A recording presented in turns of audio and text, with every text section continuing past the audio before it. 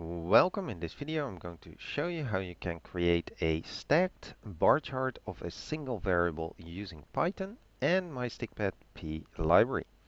I'm currently using Jupyter Lab with Python version 3.12, and the diagram that I'm going to show you could be used for if you have an ordinal variable. And the library is just using a function that actually wraps around matplotlib's pyplot.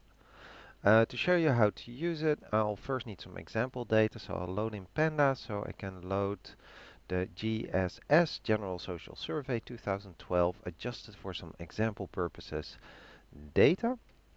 Once I've loaded the data, I actually don't need all of it, I just need one nominal, or actually ordinal field. So it's mentioning here that I'm using marital status, but that's actually incorrect.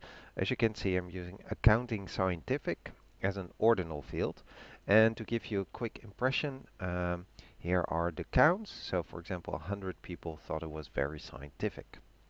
Now, my library, you should install it with a link going all the way to my GitHub account. So pip install and then this full link.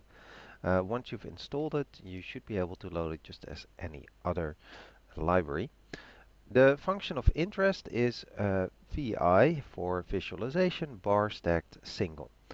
You can then feed it the pandas series, the categories if you like, so a dictionary with which categories to put in there, and if you want it horizontal or vertically. So immediately here is the result for the ordinal field, and as we can see here, the orange and the blue is about not scientific, and the other two, green and red, are about scientific. So it seems like more than the majority of people uh, feel it's not so scientific.